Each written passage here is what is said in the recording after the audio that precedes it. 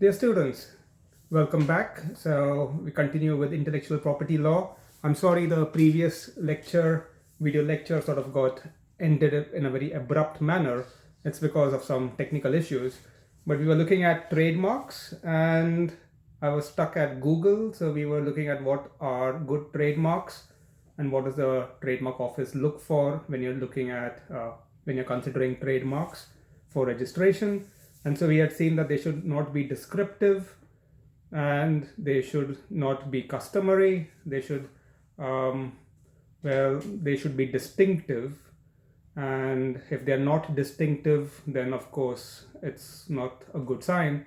What is distinctive is not straightforward. I will try to explain that in more examples, and of course there are also some case laws that are there in the Moodle notes, along with the UK trademark booklet that I'm referring to. So hopefully by the end of all of this, you will get a good idea about distinctiveness. Now, distinctiveness, maybe one example I could give you is the trademark FCUK, which you see on a lot of t-shirts. So it's a company and it stands for French Connection United Kingdom. Yeah, right. Yeah, so but it's known as FCUK, and of course they were very successful. There were some objections to them, and some people objected to this trademark because they felt that it was a bit rude, because it's a slang word and it's an abusive word in the other combination of letters. But they were successful in proving that their trademark was actually an acronym for FCUK. Interestingly, some other company tried to get the trademark CNUT registered in the same light, because they said if FCUK can be registered, why not CNUT? And that was not allowed. So there are a bit of issues here. What could also be distinctive is, well, if it's a particular shape that is very unique, or it is catchy, it stays in your mind and it doesn't go away very easily. So distinctiveness is this difficult topic to prove, to showcase. If a word is distinctive, it is straight away there. One example could be if you were to look at Facebook. Again, you say it's a combination of two different words, and it sort of makes sense in the context of what they are using it for in respect to their services. The same with Google, as I had spoken earlier. So invented words are the best, and invented words would be words which do not exist unless you have created them. And some other words like Yahoo, for example. Now, Yahoo may sound like an inventive word, but if you were to read Gulliver's Travels, then you will see that in one of the stories, this guy Gulliver gets washed up on an island after a shipwreck incident. And this island is inhabited by very intelligent horses that can speak, and they have human slaves called Yahoos. So there are all sorts of things here. If you can really bring the words together and create something that makes sense from a consumer's point of view, something which is catchy, something which comes back to the consumer's mind over and over again and again, then you have a good distinctive word. And another example of this would be Viagra, for example. And so Viagra is this trademark of Pfizer, and Viagra was quite successful because they sort of said that it resembles the word Niagara, which would mean this very powerful waterfall that you see in the border between the United States and Canada. And Niagara has inspired Viagra. So you can come up with words, and if they're distinctive, then good for you. So what sort of trademarks may not be allowed? And there are some examples given over here. 7 days a week is not a very good trademark, but you can contrast that with 7-Eleven. And if you know about 7-Eleven, it's this Japanese store that is very prevalent, at least in Asia. So 7-Eleven is a good trademark, but 7 days a week, not such a good trademark. Then Toys Direct, well, it's not really very good, just like tasty food. But on the contrary scale, if you were to look at Toys R Us, now this was this company that shut down, then that's a good trademark. And so there are some also examples of trademarks which are distinctive, and Windows is one of such examples. And so hopefully when you read all of this, you can see where this whole topic is going.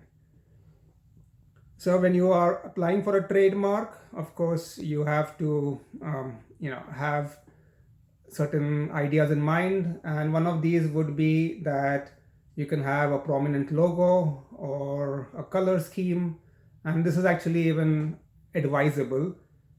But just a simplistic name like a coffee shop may not help, because you need to have something more distinctive.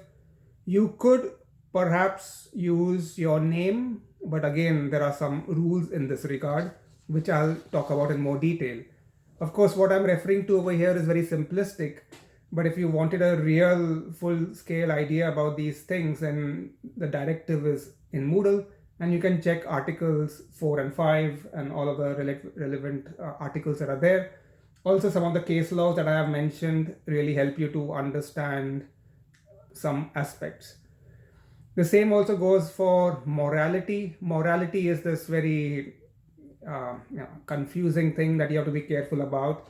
The issue with morality is, you see, morality keeps on changing. So when you say that a trademark, just like in all intellectual property laws, whether it's copyright or patent, you have this question of morality that comes up every time.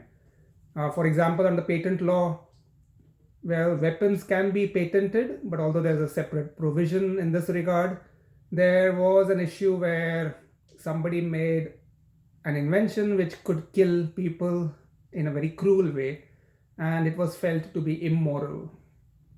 In copyright also, there's a lot of focus on morality, which I'll cover when we are in copyright. But in trademarks as well, you have morality. The previous example I gave you of FC UK came under that category, but they were able to escape from that provision. Some other situations could be when you have trademarks that promote the usage of drugs, or child pornography or things like that. So those sort of trademarks are not allowed. So there are some examples here. Another aspect to be very careful about trademarks is, yes, shapes can be registered as trademarks, but there's a trap that you have to avoid.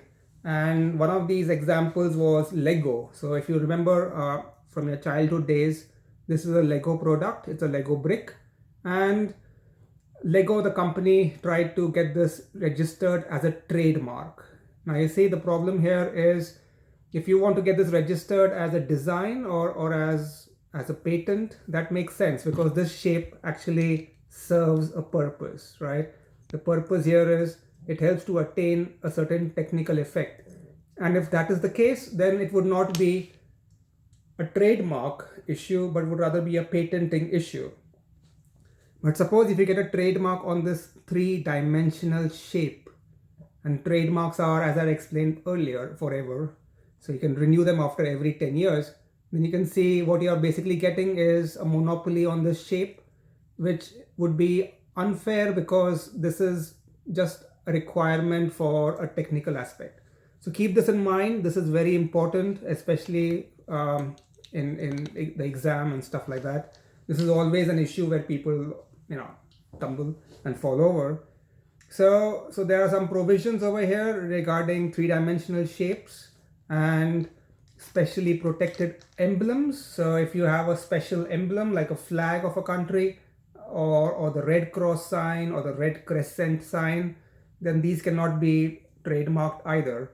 The trademarks that would be offensive or which are promoting illegal activities also cannot be allowed. Over here, you should make a distinction between two specific words now. One is confusion and the other is deception.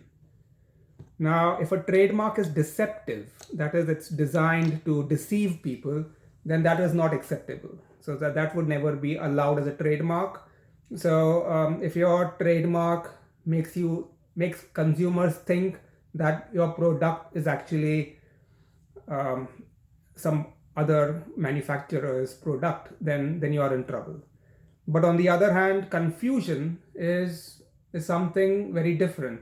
So for example, let's say I talk a lot about English case laws, American case laws, and you get confused and you think that I am a lawyer who has worked or studied in the UK or in the US. Well, that's your fault, right? It's not my fault. It's just a confusion that has arisen. It's not because of any purpose on my behalf. It's just that, you got confused. Confusion would be different from deception, because in deception, I, as a trader or manufacturer, actively try to deceive you. And so I try to say that my trademark is apple.com. Yeah, or I have a big label and I say in big lettering Mercedes, and then in very small lettering down I say repairers of Mercedes cars. You see, the problem here now is people end up thinking that I am selling authorized products and I'm an authorized retailer of Mercedes, which may not be the case at all. So when you do such things, that's deception. And deception would mean, for example, if I try to tell you that, well, if you get a degree from Caltech, it's the same as a degree from Caltech, from California. That would be deception. And that would be sometimes even a criminal act. So you have to be careful about these things.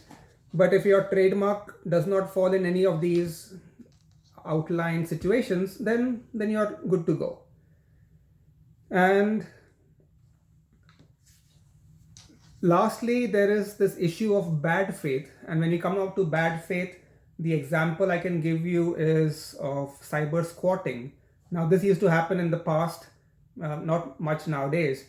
And cyber squatting would be when in the 1990s, the web internet stuff started out in a big way. And there were all these stories about commercialization and selling things online on websites. But nobody really knew how this would actually work in practice. And in this situation, if you're a company like Ford, let's say, or Toyota, so you're a bit slow and you don't really make a website or anything, and your domain name you can get from the domain name service provider. So you just apply. I apply, for example, and I get a trademark. I get a domain name www.toyota.com, for example, or www.rollsroyce.com. And then I call up Rolls-Royce and say, hey, I have something that belongs to me, but I think you may be interested in it. So you give me $100,000 and I'll give you the domain name. Now that is cyber squatting. Of course, I don't own any rights to the word or trademark Rolls-Royce or Toyota or Ford or Mercedes or whatever. But I'm just in bad faith getting a registration of this website, this domain name, and then I'm trying to blackmail the original trademark owners and telling them that, you need to buy it from me. Otherwise, I will sell it to your competitor, or I will put pornographic stuff on it or whatever, and, ruin your reputation. So that is bad faith, which is not acceptable. And cyber squatting is one such example. There's also a lot of free riding that takes place with company names. So you have to be very careful about this. So if you're planning to start your own company in Estonia, you will have heard that, you can set up a company in 5 minutes. But if your company name is a trademark name, either of your company or your trademark or somebody else's trademark, then there are problems here, because then they will not allow this name to become a company name, because it conflicts with other people's trademarks. So you have to be very careful about these things. Also very important is another aspect, which would be, now up to now we have looked at situations where you have chosen a word for a trademark and that word is not good. It's good, okay, bad, but you're just looking at the trademark by itself. This is proposed trademark. But another situation could be where your proposed trademark, is in conflict with somebody else's previous rights. So that's where the issue comes up. Previous rights could include if somebody else has a different trademark, but your trademark is identical or similar to somebody else's trademark. So, you could have three different situations here. One is your trademark and the goods and services. So your trademark is Microsoft, and I choose a trademark Microsoft, and the goods or services are also identical, which would mean computer software stuff. So of course Microsoft would get angry in this regard. If I was to come up with micro hard, but for computer products, now here we have an issue here. The trademark could be similar and the goods or services could be identical or similar. So his burger, and suppose I make his burger, and I start selling burgers made of snake meat. That's why it's his burger. This is a situation where your trademark is similar, his burger versus his burger, and the goods or services are also similar, as in sandwiches and food products. So again, here you have an issue because his burger can oppose and say, you can't use the trademark his burger. And another example of this would be if you have a trademark Boeing for aircraft, Boeing, Boeing, and I want to apply for a trademark Boying, Boying. And now the issue here is Boeing makes planes, and my trademark is for a restaurant. So the service I provide it's like an aeroplane interior. So the waitress is dressed like an air hostess. The chef is dressed like a cook, like a pilot of a plane. So they all have uniforms, and you have the decor inside. It looks like a plane, and you have these aircraft seats. And I call this restaurant Boeing Restaurant. Now here's an issue here.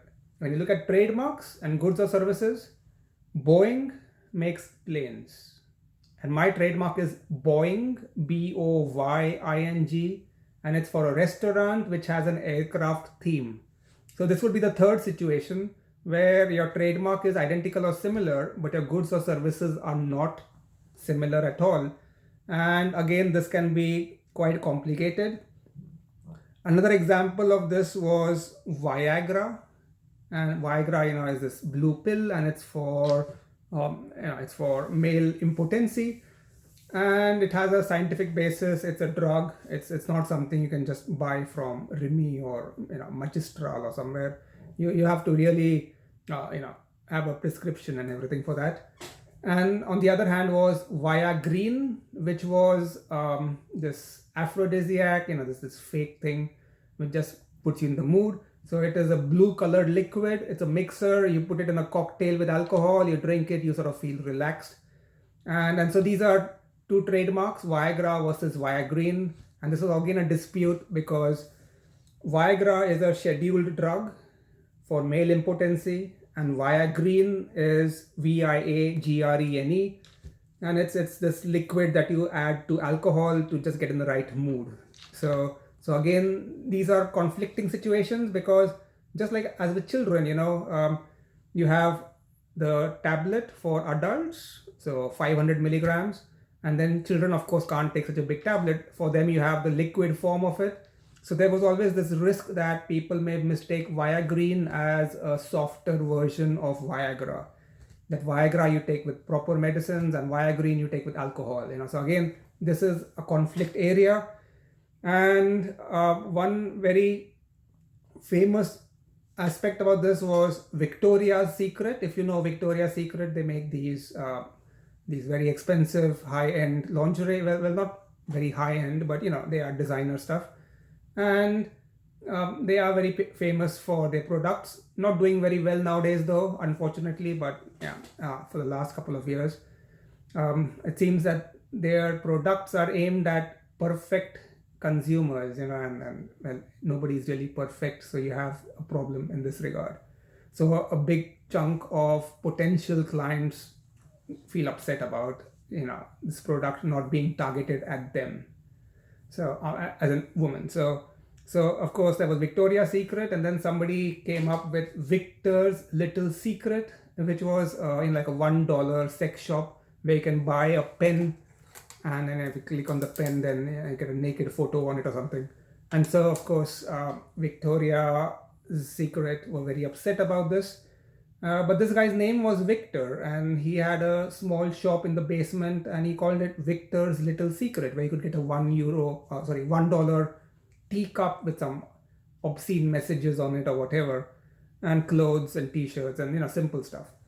And then, of course, these are issues which basically relate to dilution. And dilution of a trademark is this concept which comes up over here. You have a famous, well-known trademark, and then somebody tries to make a rip-off copy of it and for something similar. So you're just trying to have fun and fool customers at the same time. So there's a balancing act over here, and such trademarks would not be allowed.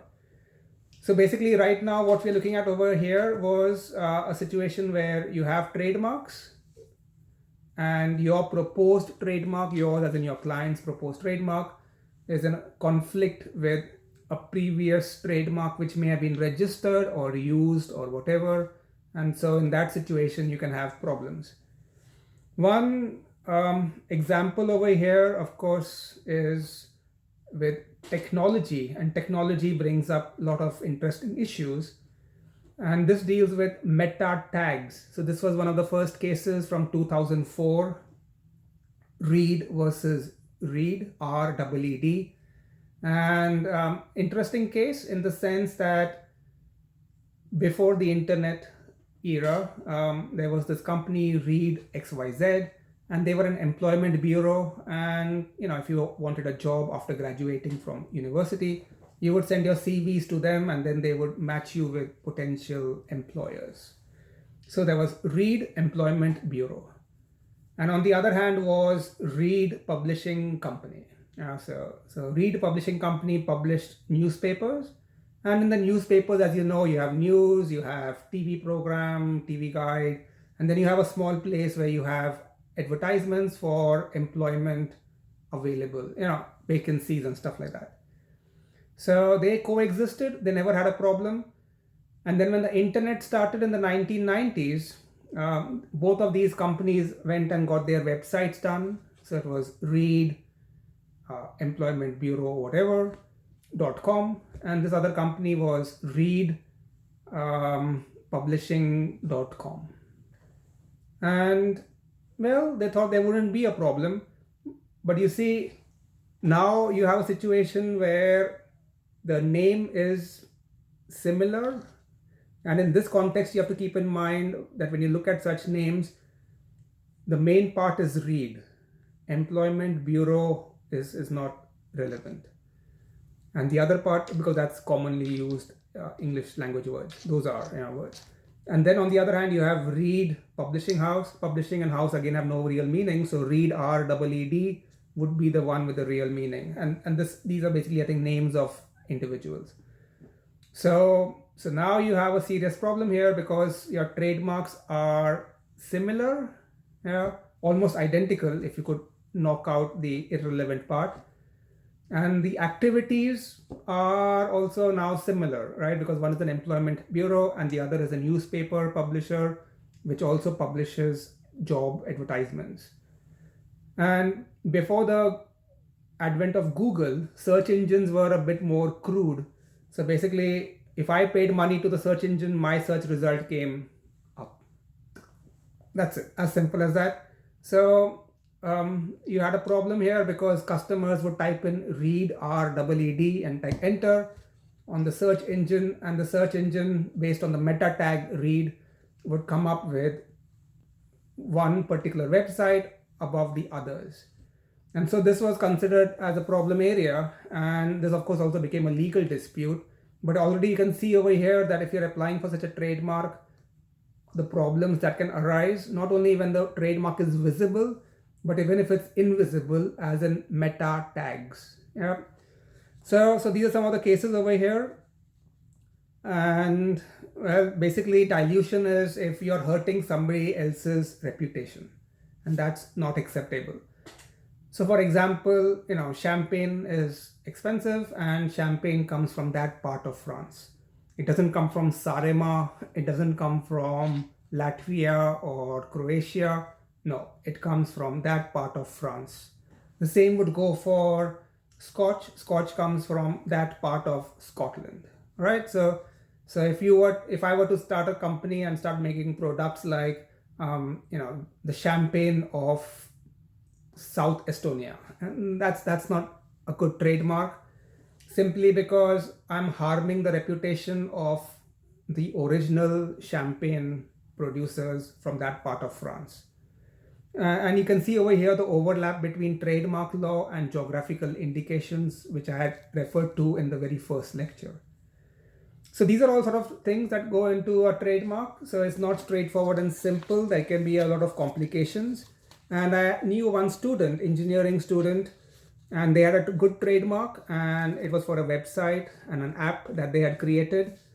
And when they wanted to list it in Apple Store, the problem was that the name that they had chosen was already registered as a trademark in the UK. And so Apple Store said, we are not interested in your drama. We don't care what you are thinking about or what your product is. All that we know is that your app name is a registered trademark in the UK. So you sort it with them. Otherwise, you choose a new name. And that's where the problem arises. You see, very, very often companies choose the trademark in the last thing. They leave it to the last. So they make a product, they make a really good product, and they're very happy with the product. And then they are like, what shall we call this? Okay, what do we call this? Call it anything, whatever, who cares? So call it something catchy, something nice. And if you panic and you choose some trademark which is already taken, or which is in conflict with some of the provisions as I've outlined previously, then you have serious problems. Which is why you should carry out a search. You can do the search of trademarks. Every country has a trademark office, and then they have the trademark register, which is an open document. You can check on the document and you can see, for example, what are the facts about it. And let me see, I think I have put up an example, a sample of a register of trademarks in the Moodle course. So if you were to look at this sample, and you would see, for example, what does it comprise of? So it has a name of the proprietor, name of the trademark number, the class, remember I spoke about, then a description of the goods, and lastly, your other details. So basically it would then tell you also as a register who owns the trademark, who has been trading with it, have you mortgaged it to somebody, have you sold it to somebody, have you licensed it to somebody. So all these details are available, and you can see that in a sample of a register of a trademark. So this register exists. You can also check online. You can find out if this trademark exists. And if you carry out the search and you feel that, okay, you have found a trademark which does not match with anything that's on the register or online, then you're in good hands. Now you may be tempted to say, I'm from India. Let's say I go back to India and I want to start a restaurant and I call it Hesburger in India. Now in India you have McDonald's, you have Subway, you have all of those things, but you don't have Hesburger, I presume. So maybe I could start the restaurant in India and call it Hesburger, because Hesburger as I know it is in Finland, Estonia, Latvia, and these places. Well, that's not a good idea, because you see, the trademark office can also look online and they would say, hey, Hesburger exists and they have a website, and people in India travel. So they've been to Finland, they've been to the Baltics, they've been to the Nordics, they've been everywhere. So Northern Europe, pick whatever name you like for the region. And so, of course, well, they are exposed to Hesburger, so they know about Hesburger. Maybe it's not as well known as other restaurant trademark labels, but it exists, people know about it, and it can also be seen on websites in India. So in that situation, the Indian Trademark Office would not accept the trademark Hesburger. Similarly, there was a case which I was dealing with, and I was dealing with Hero Jams of Switzerland, Hero, Hero, and they supply jams to five-star hotels and stuff. And it's a high quality product. And they were very upset because in India there was a company selling Hero cycles, Hero, Hero again. And so they wanted to take action against them. As their lawyer, then we looked into it and we said, the problem here is this Hero cycle company was set up almost 80, 90 years ago. And then about 20, 30 years ago, they had a tie-up with a Japanese company, Honda. So they were making Hero Honda motorcycles and stuff. So here you have a situation. My client is Hero of Switzerland. They make jams. Jams are what you eat, conservatives. And the rival company is Hero of India. And they're the world's biggest cycle manufacturers and the world's biggest motorcycle manufacturers. What's the connection here?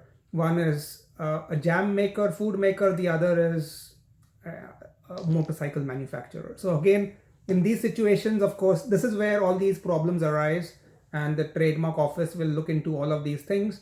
So don't think that just because you're applying in Finland or in Estonia, they will not look outside these two countries. They will look at a global picture. And so the trademark office will examine your application. As I have mentioned, it's from the notes. And if the examiner looks at your application, usually one way is he or she would say, well, perfect, your trademark complies with all the requirements of the law. Very good, trademark accepted. That's very rare. On the other hand, you could have a situation where the trademark office says, no, your trademark is not a good trademark. It's conflicting with some other trademarks. It's obscene, or it is something. It's not a very nice worded trademark. It has elements of something from somewhere else. It is geographically linked to some place, or whatever. And in that case, now you have a problem. So of course, this usually happens to be the case. But what is almost always the case, in most of the cases, 90% of the times, the trademark office is like, well, you have a good trademark, but we think that some people may be interested in opposing this. Maybe they have some interest in this. And so we want to advertise your proposed trademark. And we give people like, a month or 2 months. And then if anybody objects to this, then of course we have a regular hearing, and then we can decide who is good or bad or whatever. And if you're successful, then, if nobody opposes, or if somebody opposes and you successfully fight against them and win, then in that case, the trademark will be yours. Now, maybe an illustration of how this can work out sometimes is, those of you who are from Estonia, you know that there is this piano company, Estonia. They make these Estonia pianos. And so they're quite expensive, like all pianos are. And I know the owner, Indrek Laul, and so we were discussing once, and he had spoken about his issue. So they have this trademark Estonia. It's registered in Estonia, yes. They're also registered in some other countries. And now they want, a couple of years ago, they wanted to start selling their product in China. And so they got into a tie-up with a local, partner in China. And so they were trying to sell their Estonia pianos from Estonia to China. And then they found out that this partner had applied for the trademark Estonia in China for pianos. So they were very upset, and then they opposed that. And the Chinese trademark office said, well, Estonia is the name of a country. So, how can anybody have a name of a country as a trademark? So if you can show us that the Estonian trademark office is okay with your trademark name, then we give you the rights to that trademark in China. And luckily, because they had a trademark registration in Estonia for the trademark Estonia for pianos, they won in China. So again, there are all these situations that come up. Different countries have some rules that could be a bit different, but more or less all the countries have similar rules now. And so the examiner will check your trademark, and if it's not suitable, either because of non-compliance with the law or because of conflicts with previously registered or owned trademarks or used trademarks, then in that case, the trademark office will involve other parties. And now this is what happens. The trademark office, you apply for the trademark and they say yes, very good, you have a trademark, excellent. So you get a certificate. Now if they say no, your trademark is not good, we do not accept it, then you go and appeal, and in appeal you would go higher up. Very often within the trademark office itself, they have an appellate board, so you can appeal over there. Or sometimes in rare cases you can appeal in the court, outside the trademark office, but in the court of law. And in very complicated situations where nobody understands the European Union law vis-a-vis the national law, then these matters can also be referred to the Court of Justice of the European Union, and this can be a huge issue. So a lot of the cases that I have put up tend to be in that regard. All right. I've also put up this case IKEA versus Nikea, and as you can read from that case study, again, when you're looking at trademarks, you also have to see Nikea would be Nike-a. Yeah, so it's 3 syllables. Pa one is Pa one. Yeah, Google, Yahoo, Facebook, Mitsubishi. Yeah, see, so Mitsubishi. So there are these things, and again, these are the different syllables. It's a very phonetic thing, and also depends on pronunciations in different countries, different languages. You have different pronunciations. The prefix is more important than the suffix. Microsoft. So if I have micro hard, you see it's a bit different.